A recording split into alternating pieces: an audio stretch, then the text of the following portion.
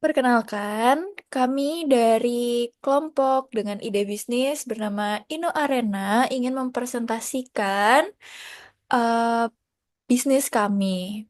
Sebelum itu, saya akan memperkenalkan diri. Saya Afrisa, lalu kemudian ada Kartika, lalu ada Akmal, dan juga Rosa. Baik, selanjutnya, bisa di next. Oke. Untuk penjelasan mengenai aplikasi kami akan dibacakan oleh Kartika. Oke, eh, Inno Arena sendiri adalah platform digital berbasis crowdsourcing yang mempertemukan perusahaan dengan masyarakat melalui kompetisi ide bisnis. Pengguna dapat mengirimkan ide inovatif dan mendapatkan hadiah, sementara perusahaan memperoleh solusi kreatif. Dengan sistem voting publik dan penilaian perusahaan, Inno Arena mendorong kolaborasi terbuka serta pertumbuhan ide-ide baru yang relevan dengan kebutuhan industri. Next.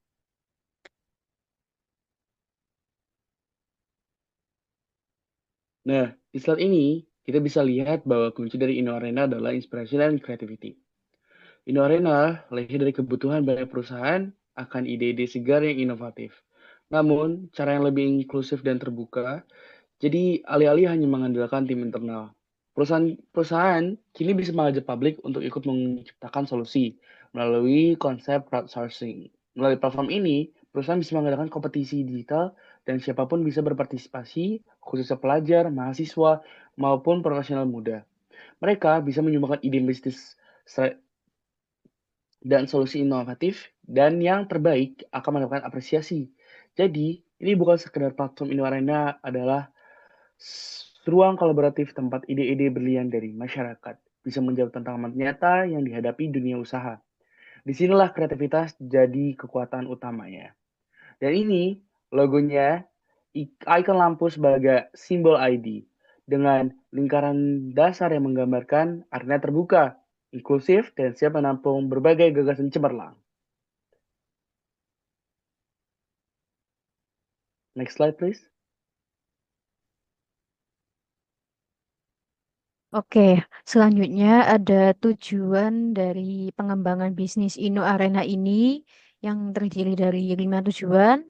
Di sini yang pertama, menjadi wadah digital yang mempertemukan antara perusahaan yang membutuhkan ide atau solusi inovatif, dan yang kedua, masyarakat umum yang memiliki kreativitas dan gagasan potensial. Yang kedua, mendorong inovasi terbuka atau open innovation melalui sistem kompetisi ide secara daring. Yang ketiga, menyediakan platform yang transparan dan interaktif, di mana masyarakat bisa ikut serta dalam menyampaikan ide-ide mereka dan mendapatkan apresiasi berupa hadiah atau peluang kerjasama. Yang keempat, mengatasi keterbatasan perusahaan dalam menggali ide baru karena sumber daya internal terbatas. Dan yang terakhir, membuka akses dan kesempatan lebih luas bagi masyarakat, terutama anak muda, untuk berkontribusi terhadap dunia usaha dan menyelesaikan berbagai permasalahan sosial atau bisnis. Oke, selanjutnya, next. Baik, selanjutnya adalah mengenai proses pengembangan bisnis. Nah, di tahap awal, yang pertama ada perencanaan awal, yaitu identifikasi peluang pasar melalui tren crowdsourcing. Lalu penempatan komoditas, aplikasi crowdsourcing ide bisnis berbasis kompetisi digital. Kemudian menentukan keunikan produk seperti fitur, voting terbuka, hadiah dari perusahaan. Lalu menentukan target pasar, yaitu perusahaan atau organisasi dan masyarakat umum. Lalu untuk yang kedua, riset dan konseptualisasi. Nah, di tahapan ini, kami menyusun bisnis model kanvas, lalu menggunakan analisis SWOT dan identifikasi kebutuhan pengguna. Lalu, penetapan model bisnis. Kami menggunakan freemium plus sponsorship dan komisi kemitraan. Lalu, kami juga menetapkan perumusan konsep fitur utama seperti pendaftaran, voting, dan verifikasi ide. Lalu, yang ketiga, desain dan teknologi. Nah, di sini kami membuat desain antar muka menggunakan Figma. Lalu kami mengembangkan platform kami menggunakan WordPress sebagai web utama, lalu MySQL sebagai database, dan Mitrans sebagai integrasi pembayaran digital untuk fitur premium. Lalu yang keempat, produksi platform. Nah, di sini kami membuat prototipe berbasis website, lalu uji coba fungsionalitas di, di fitur pendaftaran, voting, dan pembayaran. Lalu kemudian bug testing dan perbaikan, dan persiapan peluncuran ke publik. Yang kelima adalah pelaksanaan kompetisi. Nah, sini kami mengadakan kompetisi digital dengan tema tertentu, lalu penilaian berdasarkan kombinasi voting publik dan juri perusahaan dengan kombinasi 60-40. 60% untuk voting publik dan 40% untuk juri perusahaan. Lalu, penentuan juara dan distribusi hadiah serta feedback ide.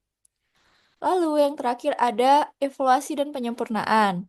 Nah, di sini kami melakukan evaluasi berdasarkan feedback dari pengguna, lalu pembaruan fitur secara rutin, serta pengembangan versi lanjut. Seperti itu. Next slide.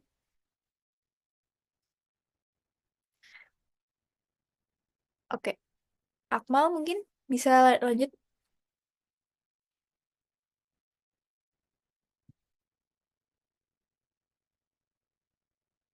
Oke, saya lupa mute diri saya sendiri. Oke. Marketing dan promotion. Strategi pemasaran apa sih yang di Indoarena menggunakan? Jadi kita tuh memakai promosi 4P. Terus yaitu product, price, place, and promotion. Yang kita udah tahu, Indoarena adalah platform digital berbasis kompetisi yang menghubungkan perusahaan dengan masyarakat untuk mengumpulkan ide bisnis inovatif. Fitur utamanya meliputi sistem pendaftaran gratis, voting terbuka dari masyarakat, kolaborasi terbuka dari masyarakat, dan kolaborasi dari investor, perusahaan, layanan premium, serta insight analitik untuk peserta. Platform ini dirancang untuk mendukung inovator dalam mengembangkan dan memvalidasi ide mereka secara interaktif. Yang kedua, ada price, harga. Strategi harga itu harus bersifat fleksibel nggak sih? Kayak pengguna dapat mengakses fitur dasar secara gratis. Sementara fitur premium seperti promosi, data analitik, dan peluang kerjasama eksklusif tersedia melalui langganan berbayar. Selain itu, platform mengambil komisi kecil jika terjadi kerjasama bisnis antara pengguna melalui platform. And the third one is a place or distribution. Distribusi. Karena, ya, karena kan Indo Arena itu berbasis web ya. Dan Indo Arena itu dapat diakses kapan saja dan dari mana saja. Melalui berbagai perangkat seperti laptop, tablet, dan ponsel. Platform ini dirancang dengan tampilan responsif dan user-friendly, serta didukung oleh komunitas lokal dan kegiatan offline seperti workshop and networking dalam memperluas jangkauan. The, the fourth, the last one, promotion atau yang bisa disebut promosi.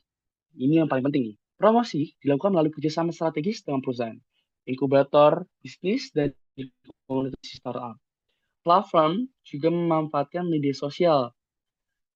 For example, is Instagram, LinkedIn, Twitter, TikTok. Yeah, we also have a Google Ads, Facebook Ads, dan serta kita juga memakai ini namanya strategi CEO.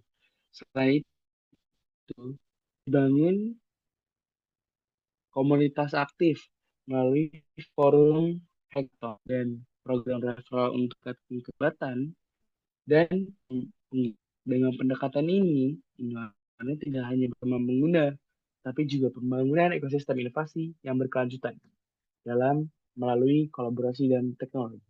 Terima kasih.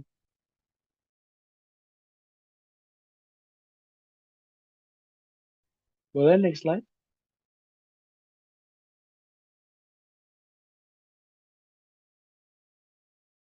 Baik, selanjutnya inilah profil anggota kelompok kami.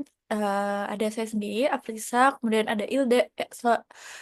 Ada anggota kami selanjutnya, ada Elda Kilaila yang berhalangan hadir pada hari ini dan kebetulan eh, belum sempat juga untuk dimasukkan fotonya. Kemudian ada Dava Ardelia Rosali, ada Kartika Dewi Komareh, serta MJ Akmal Sani. Baik, selanjutnya. Nah, di sini yang terakhir ada roles and responsibilities. Di sini kami telah membagi role serta tanggung jawab dari masing-masing anggota tim. Nah, untuk yang pertama ada Frisa Putri, yaitu saya sendiri sebagai ketua tim yang bertanggung jawab atas gagasan konsep, riset pasar, koordinasi tim, pengembangan website WordPress, dan implementasi dan peluncuran. Lalu ada anggota pertama yaitu Kartika Dewi, bertanggung jawab atas penyusunan konsep dan materi, penulisan proposal, manajemen anggaran, pengerjaan BMC, dan pengadaan kompetisi awal. Lalu yang kedua, anggota kedua ada Dava Ardelia Rosali yang bertanggung jawab atas desain UI UX website. Lalu yang anggota ketiga ada Elda Kilaila yang bertanggung jawab atas manajemen pemasaran produk. Lalu ada anggota terakhir yaitu MJO Akmal yang bertanggung jawab atas pengujian platform, bug fixing, dan evaluasi serta penyempurnaan platform. Next. Baik, mungkin itu saja penjelasan mengenai bisnis Inno Arena dari kelompok kami. Lebih dan kurangnya mohon dimaafkan. Wassalamualaikum warahmatullahi wabarakatuh.